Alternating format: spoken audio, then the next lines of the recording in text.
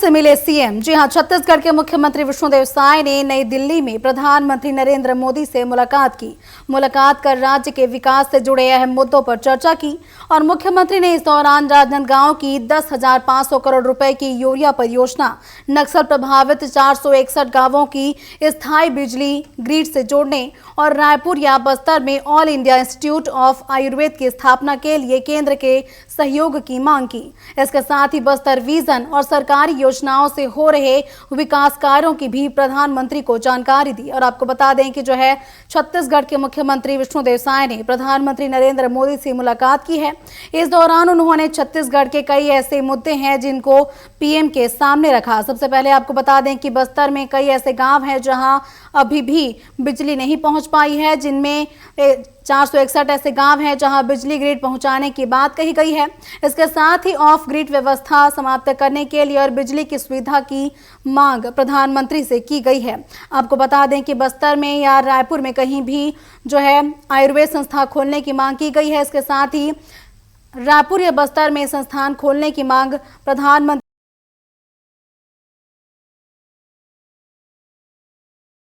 प्रधानमंत्री विकास को कैसे छत्तीसगढ़ में नई गति दी जा रही है, इसको लेकर भी उन्होंने जानकारी साझा की।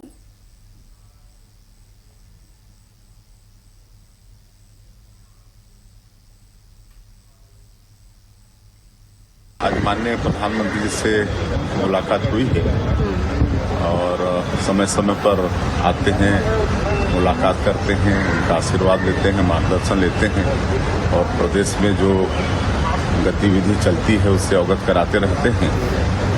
और अभी बस्तर नक्सल मुक्त हुआ है, वहाँ पर अभी मुख्यमंत्री स्वस्थ बस्तर अभियान के तहत करीब 34.5 लाख लोगों का स्वास्थ्य परीक्षण हुआ है।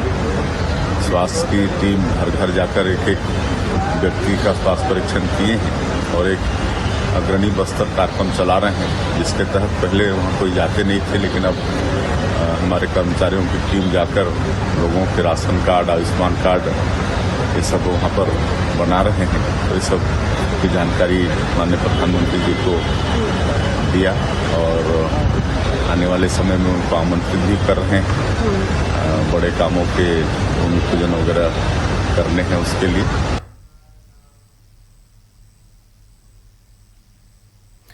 और ये तो थे छत्तीसगढ़ के मुख्यमंत्री विष्णुदेव साय ने, जिन्होंने बताया कि जो है प्रधानमंत्री नरेंद्र मोदी से उन्होंने मुलाकात की। इस दौरान उन्हें राजनांदगांव में 10,500 करोड़ के जो है यूरिया परियोजना के बारे में, इसके साथ ही छत्तीसगढ़ के बस्तर के कई ऐसे गांव हैं जहां बिजली आपूर्ति करने की मांग की गई है। इसके साथ ही छत्तीसगढ़ में जो है आयुर्वेद इंस्टीट्यूट स्थापित करने की मांग भी उन्होंने की है। ज्यादा जानकारी के लिए सीधा रुख कर लेते हैं हमारे ब्यूरो चीफ कुलेश्वर पांडे का। कुलेश्वर, जैसा कि सीएम विष्णुदेव साय ने तो कई ऐसी मांगे हैं जिनको पीएम के सामने रखा है, तो क्या लगता है कौन कौन से मांगे हैं जो प्रधानमंत्री नरेंद्र मोदी पूरी करेंगे और इनसे क्या क्या लाभ छत्तीसगढ़ की जनता को मिलेगा?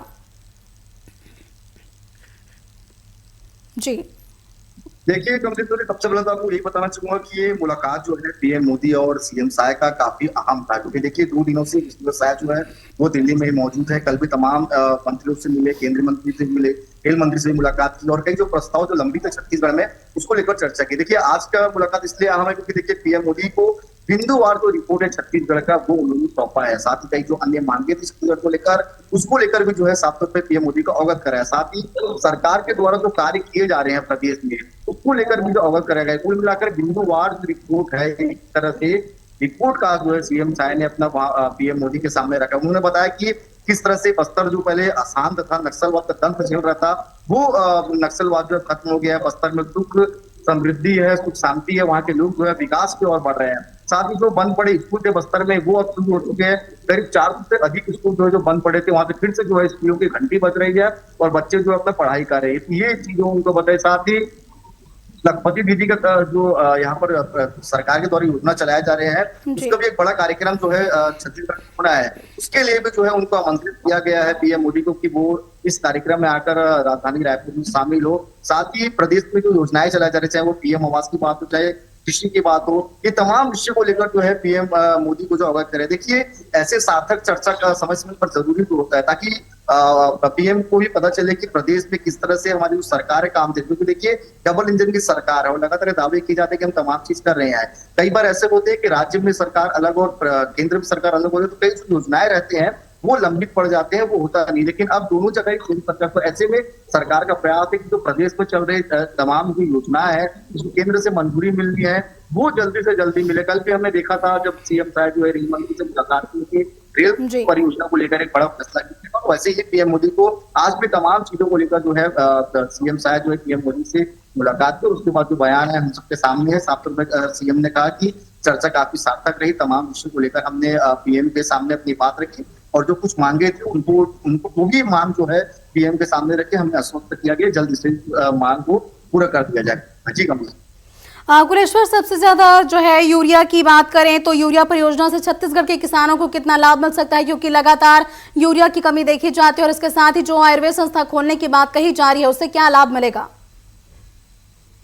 देखिए, निश्चित तौर पर इससे लाभ मिलेगा, क्योंकि देखिए छत्तीसगढ़ जो है कृषि प्रधान प्रदेश है। ऐसे में यहाँ पर धान की जो बंपर पैदावार है वो यहाँ पर ज्यादा से ज्यादा होती है। हमने कई बार देखा है पिछले समय जब कांग्रेस की सरकार में थी तो धान का कोटे को लेकर जो है तमाम मंत्रियों ने जो है पीएम मोदी से मुलाकात की थी, लेकिन उसके बाद में निराकरण नहीं होता। लेकिन अब मैंने पहले ही कहा कि डबल इंजन की सरकार है, ऐसे में धान और जो कृषि प्रधारित जो है ये हमारा प्रदेश है, तो ऐसे में ये भी विषय को जो है सीएम साहब ने पीएम मोदी के समक्ष रखा। तो निश्चित तौर पे देखिए लाभ अवश्य मिलेगा, क्योंकि लगातार हम देख रहे हैं, क्योंकि नक्सलवाद सबसे बड़ा मुद्दा था छत्तीसगढ़ में, वो नक्सलवाद को समाप्त कर दिया गया है। लगातार हम देखा कि अमित शाह जो है वो भी छत्तीसगढ़ में लगातार आते रहे, बस्तर क्षेत्र में दौरा करते रहे, तो फोकस जो है केंद्र सरकार का भी छत्तीसगढ़ में है और छत्तीसगढ़ में जो भी चीज लंबी उसको भी जल्दी से पूरा कर दिया जाएगा। कुल मिलाकर जो मुलाकात है काफी सार्थक साफ तौर पर।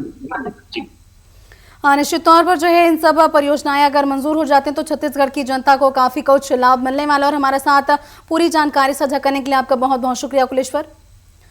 तो ये थे ब्यूरो चीफ कुलेश्वर पांडे, जिन्होंने बताया कि जो है अगर ये सब परियोजनाएं जो छत्तीसगढ़ के लिए मंजूर हो जाती हैं तो छत्तीसगढ़ के किसानों को लाभ मिलने वाला है। बता दें कि यूरिया परियोजना की बात सबसे ज़्यादा महत्वपूर्ण देखी जा रही है, क्योंकि छत्तीसगढ़ कृषि प्रधान देश है। अगर यूरिया परियोजना की जो है स्वीकृति मिल जाती है तो छत्तीसगढ़ के किसानों को कम लागत में यूरिया उपलब्ध होगा। इसके साथ ही कई जगहों पर यूरिया की कमी देखी जा रही है, वो भी दूर हो जाएगी। बता दें कि आयुर्वेद संस्थान के खुलने से जो है छत्तीसगढ़ में जो आयुर्वेद की उपचार होते हैं वो उनको बढ़ावा मिलेगा। इसके साथ ही नक्सल प्रभावित 461 ऐसे गांव है जहां पर बिजली आपूर्ति की बात भी कही गई है। बता दें कि छत्तीसगढ़ में नक्सलवाद मुक्त होने के बाद अब जो है जो दूरस्थ गांव थे, जो नक्सल प्रभावित गांव थे, उन तक विकास पहुंचाने की बात कही जा रही है। लगातार प्रयास भी किए जा रहे हैं, जिसमें ये एक अहम कदम साबित होगा।